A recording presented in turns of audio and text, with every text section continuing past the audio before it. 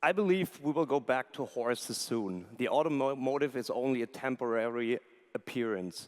What sounds incredibly stupid today was a statement by King Wilhelm II just about 100 years ago.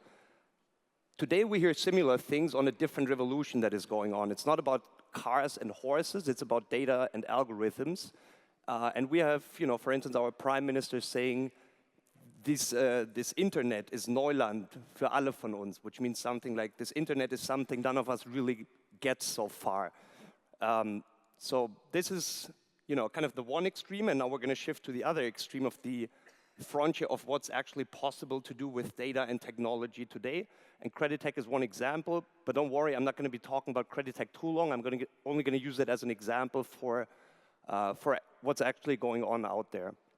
So Kreditech is an attempt to replace what has been said earlier by Deutsche Bank, to replace the entire set of banking processes, back-end decisions that are taken by algorithms and data. So what that means is that we're able by now, 3 years, it's a 3-year-old company that has raised 290 million in venture debt and other ways of financing, and by now is employing over 200 people in 10 countries, is the ability to score individuals worldwide in a matter of seconds without any credit bureau data. So from looking into social media, e-commerce, locations, the way somebody expresses himself in emails, all these little data points tell you a lot on how creditworthy an individual is, what his pricing should be, what product he's interested in, etc.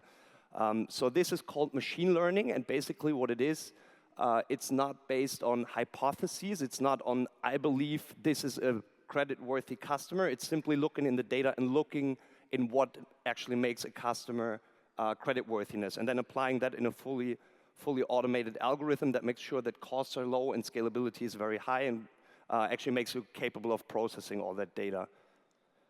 So jumping back to the more kind of general German paradigm on how data is perceived, it's something that, of course, worries us, but it's actually a problem that is much bigger than Kreditech, and that is a lot of people out there, including politicians, old companies, are not understanding or not liking what's going on out there. And this is really, we're not talking about, about a new smartphone or people doing something on Facebook. This is really the biggest revolution since the invention of machines and oil, and that is data fueling algorithms, fueling decisions.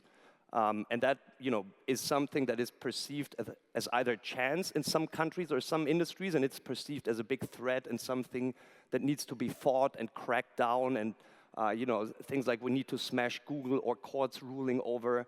It is a privacy violation if you put a Facebook like button on your webpage. That tells you something about the paradigm and the way that data and technology and innovation is perceived. So, unfortunately, technology, at the end of the day, is what separates us from the animal, and it's not going to stop because some politicians or companies don't like it or don't understand it.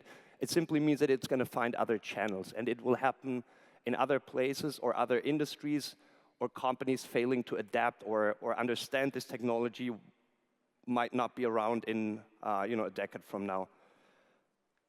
And just to kind of illustrate you the scope of this revolution, so when we think about e-commerce companies, as Zalando and even an Amazon for the part of not the recommendation, but the actual e-commerce part, it's not too different to in Germany we had this Quelle or Otto catalog, which is what my parents used to order their stuff with. It's you choose something and then you say, I want, this whatever furniture or this cloth, and then it gets shipped to you.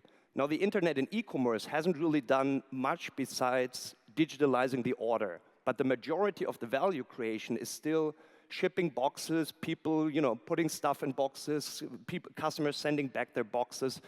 So the degree of digitalization in that supply chain is very limited. And that is the same for, other business models. It's pretty much information that is being exchanged over the internet. What we're going to see in the future from now is decisions will be replaced. And this is going to be a different scale to what we've seen today. So if you think, and these are only the starting companies, if you think about a Spotify that tells you this is a song you should listen to, that's basically replacing the guy in a CD store telling you what other music you might like. A Tinder is basically telling you who you should date. That is basically replacing kind of a, I don't know what you call this, coupling agency. And Amazon knows better what you're going to order next than yourself might know. And Kreditech is kind of trying to bring this to the banking industry by basically taking the decision of who should get a credit digital. Now we're going to see, this is only the starting point. What I'm saying here is that any decision that is based on structural data will be replaced by algorithms and machine learning or other concepts. So anything from insurances. If you think about a car insurance would ask you, how old are you, where do you live, and what car do you drive? These 3 parameters go into setting your car insurance price. It's incredibly stupid. If you fill out a kind of a questionnaire for your private health company, they would ask you stuff like, do you smoke, do you work out, blah, blah, blah. All this is incredibly stupid data and eventually leading to stupid decisions. Now this is obviously going to go away and be fueled by data and algorithms.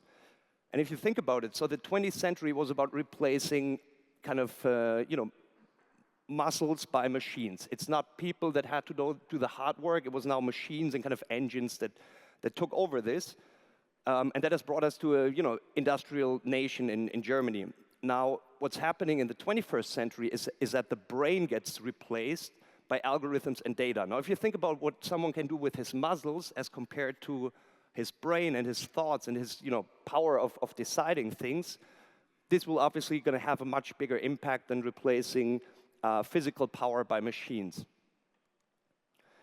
And if any machine needs oil just in the way like any algorithm needs data. So that means the better the oil or the better the data, the better the decision will be eventually. And it also means that, and this is something that kind of we live and execute every day, that in the future it's going to be about who has access to what data, which means basically who owns the oil platform and who kind of the pipeline and the refining. And it also means who has the better engine, who has the better algorithm turning that data into value or decisions. So these are going to be the 2 factors that are going to be decisive for the future.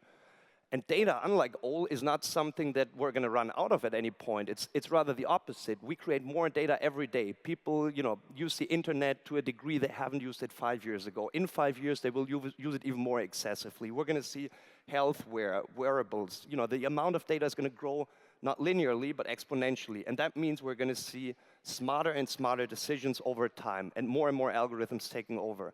And here's the second fact. Machines don't learn, and neither does an e-commerce company. A Zalando doesn't get smarter with every order. It simply means you generate some economies of scale and you can push down your prices. An algorithm, especially if it's a machine learning one, it's a very different concept because it gets smarter with every single outcome of, in our case, it's a default or a repaid loan. The algorithm identifies a new pattern, says, okay, next time my decision is going to be a different one. This leads to the fact that machines and algorithms are going to scale very differently. So an algorithm will become more and more powerful with each and every bit of data that it has seen.